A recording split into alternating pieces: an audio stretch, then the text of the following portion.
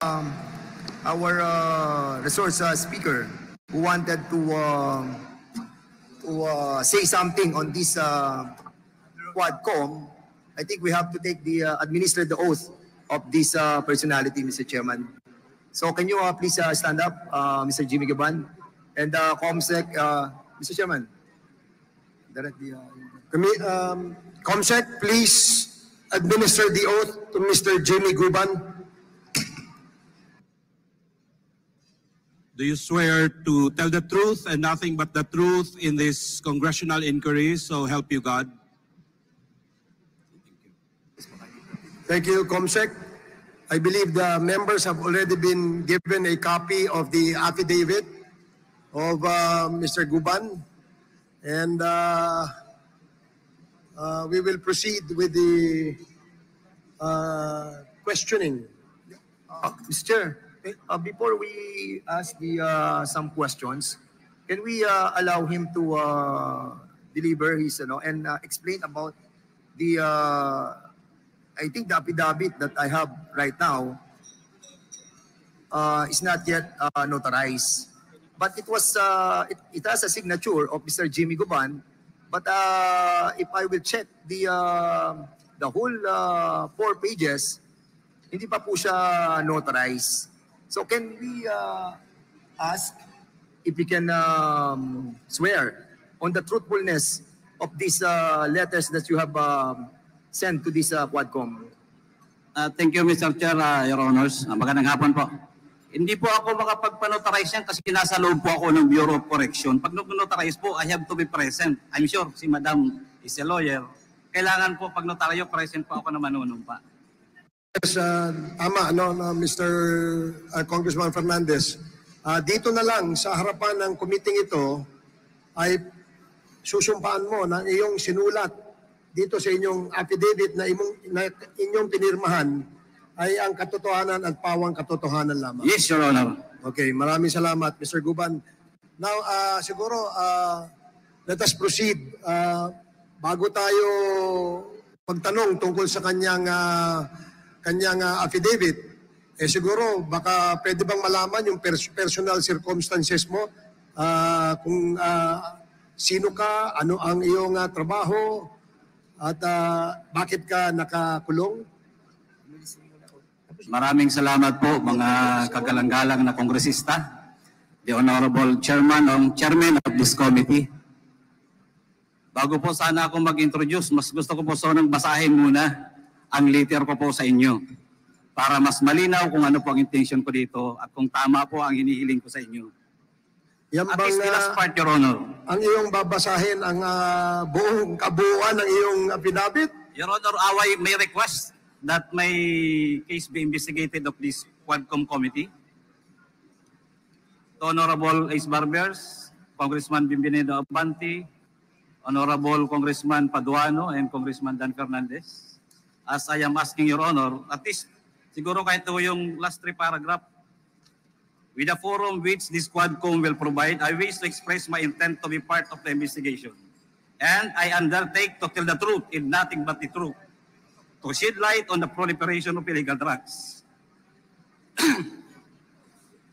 Should you consider me as one of your resource person, may I respectfully request that I be given immunity from prosecution and placed within the jurisdiction of the House of Representatives or the Witness Protection Program, considering that my testimonies will cause serious and imminent danger to my life and are self-incriminatory.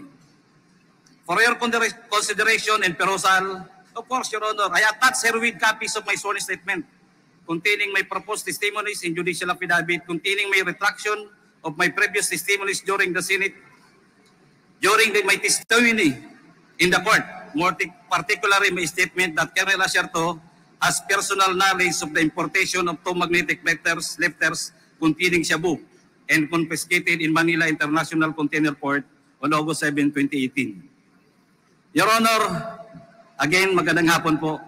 Sa hearing po namin sa Korte, RTC Branch 35 sa Manila, binago ko na po yung statement ko doon. Nang ngayon ko din po may lalabas kung bakit ko tinuro si Colonel Asierto para mag-disguise ako. Pero mas mabuti po na ikwento ko ng sunod-sunod para po malaman ng ating mga kalanggalang na kongresista at mga namumuno po sa bawat committee. Dahil ako po ay ngayon pong August 7 is my 6 years nung mahuli po yung magnetic lifter sa custom. September, I think, kung di po ako nagkakamali, was my 6 years when I was cited in contempt in the Senate. Kaya pag binilang ko po, halos 6 years na po akong pinahihirapan sa kulungan. Hindi ko po mailabas ng todo ang aking hinaing. Dahil sa Senado pa lang, pagkahuli namin ng magnetic lifter sa customs, pagdating ko sa Senado, tinutukan na ako ni Poncio Pilato. Yan po ang totoo. Nahuli po namin ang magnetic lifter with Shabu sa Manila Container Port together with PDEA. Then, kasama ko po si Colonel Pardo, Director of the NCR PDEA. Kasama pa rin po namin si Colonel Asierto.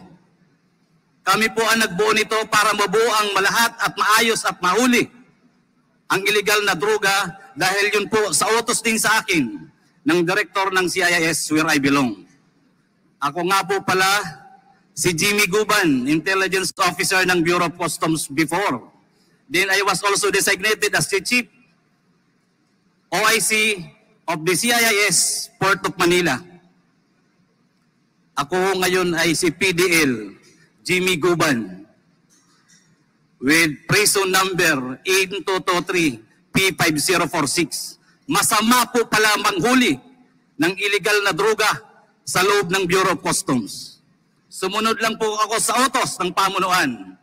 Dahil noon po ay katatapos lang natanggalin ang pinuno ng Bureau of Customs. Pinalitan na galing sa PDEA. Na ang pangalan ay si Commissioner Isidro Lapiña. During that time, Your Honor, operatiba na po ako. Organic pa akong operatiba ng Customs Intelligence and Investigation Service. That is 17 years. Marami pong inuutos sa akin, marami pong reports na nare-receive namin na still nando doon ang mga tao ng first family at pati sila ay nag-i-impluensya. During their first few months, Your Honor, marami na pong nawawalang containers. Sa Port of Manila, sa Taguluan, MICP, missing. Even in our intelligence report, we received already about 7 to 10 containers loaded with Shabu. Isa ho itong magnetic lifter na isiswing nila. Na hinabol namin, inayos ko because I was then chef. May Act 6 na ho ako sa E2M. Nakuha po namin, positibo, nag-joint press release ang BOC Commissioner at DG ng PDEA sa loob ng Bureau of Customs. It was a good accomplishment. Your Honors, pagdating ho sa Blue Ribbon Committee,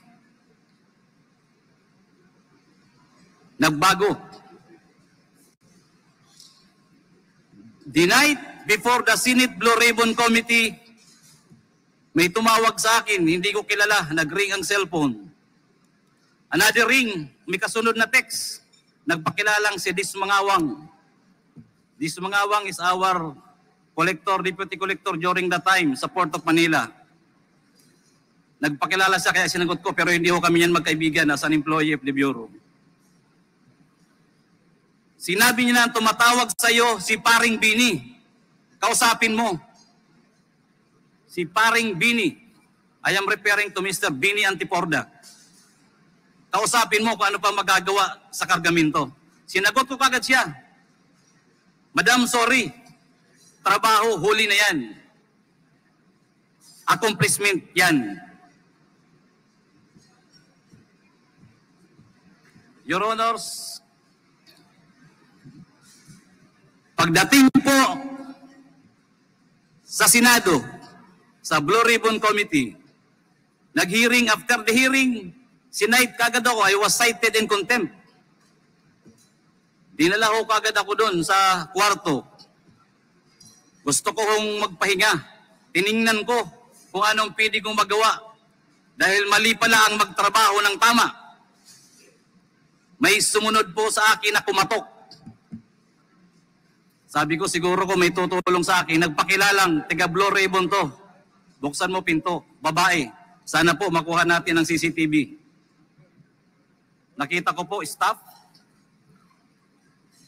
ng Blue Ribbon. May sumunod po sa kanyang pumasok, diretso sa kwarto ko. Tuloy-tuloy po akong dinudoro. Jimmy, pag binanggit mo ang pangalan na to, pag binanggit mo to, mamamatay ka. Lalo na kung makarating ka sa Pasay City Jail.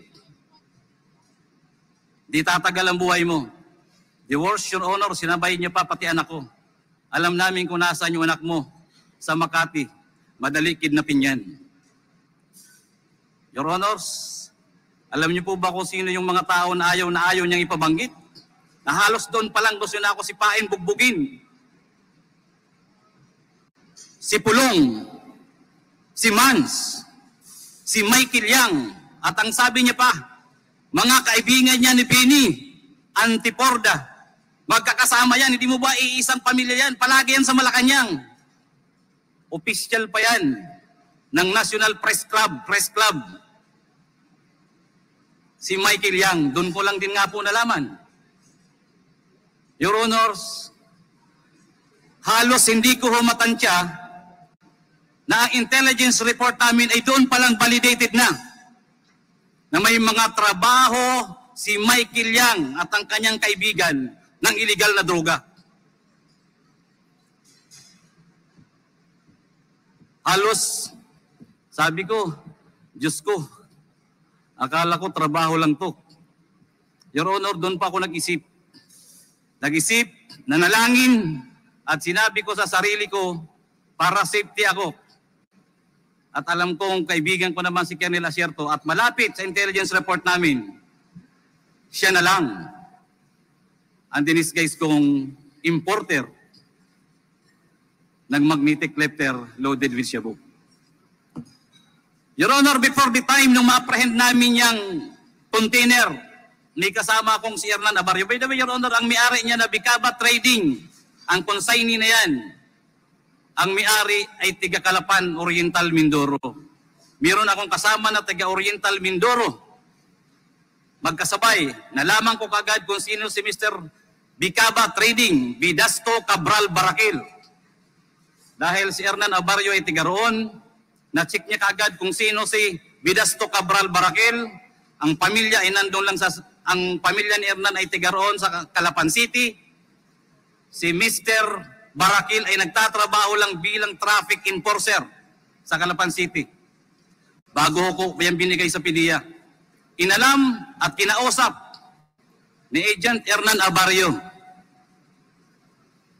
Umuwi, kinausap, tinawag. Pare, paki-confirm mo na lang kung meron parating or what. Alam nyo, yung tatlong tao, normal na normal. Parang walang nangyayari sa kanila. At yung isang inchik, 2 or 3, sabi sa akin, pare, yung inchik nga, hindi takot eh. Sabi ko, bakit? Sabi niya, Michael Yang yan eh. Michael Yang yan, and Mans, Pulong. Kami hingi na lang ng tulong sa inyo, tulong yan. Wala pong kakwinta, parang hindi po na, parang normal na normal lang. Na yung importation ay kay Mr. Bidas, ang consignee ay Bicaba Trading. Your Honor, yun pong tatlong yun, nakuha po yun ng PDEA. Invited by the PDEA or arrested. It was only presented once sa Senate. Umamin sa Senate, takan niya yung kargamento, gamit. Pinakiusapan siya ni Mr. Ponichen. I'm sorry, Your Honor, wala pa akong copy. Nagaling po talaga ako sa Bucor. Nandun po yan, nababasa po yan natin, mababasa at mababasa natin yan. And I can bring that document here. Napakalinaw ng tanong ng chairman ng Magic Blue Ribbon Committee, ng Senate Blue Ribbon Committee.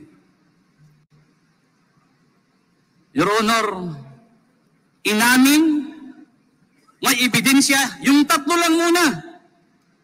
Bakit nila winala hanggang ngayon? 6 na time po ako nagsasuffer sa kulungan. Ang tokha nga, double barrel, kunti lang na droga, kulong kaagad, patay kaagad. Nasaan itong 3? Si Mr. Bidasto Cabral Barakil, Lagrimas Katipan, Emily Lukigan, ang alam ko yung inchik, pinakawalan din nila. Ano ang meron? At bakit po ako ang dinidikdik hanggang sa Bucor? Nakarating ako na nanghuli lang po ako ng illegal na droga. Wala akong nawala kahit katiting. Inorderan po ng judge na sunugin, sinunog. Nandoon po ang testimonya ng mga PDEA. Kasama kong PDEA sa aking opisina sa Bureau of Customs. Kami po ang nanghuli. Ano po ang partikular na batas ang iba-violate ko? Conspiracy to import? Or yun ang grand conspiracy na linisin ang pangalan ng First Family at si Michael Yang para pagsalitain pa ako at papirmahin na ang kasama doon sa importation na isang politiko na kalaban nila na hindi ako pumayag. Dahil sabi ko walang alam yan. Hanggang ngayon po, malinaw. Basahin ko man po ang testimonya ko hanggang ngayon. Magaling pa siguro po ang kunti kong memory card. Hindi ko po makakalimutan kung paano ko sinakripisyohan yan. Ako ho, ikinulong. Buti na lang may Diyos. Pagdating po sa kulungan, may mga tumutulong sa akin. May mga lumalapit ho. Natistigo kung sino si Michael Yang, paano nasunog ang Bureau of Customs, paano pinatay ang empleyado ng mga taga-customs. Bakit ang daming releases during the time ng mga containers na nawawala hanggang ngayon hindi iniimbestigahan? Napakasakit po mga kalagalang-galang na kongresista at sa iba pong mga resource speaker dito. Andito po ako, I am seeking for truth and justice. Nothing less, nothing more. Thank you, Your Honor.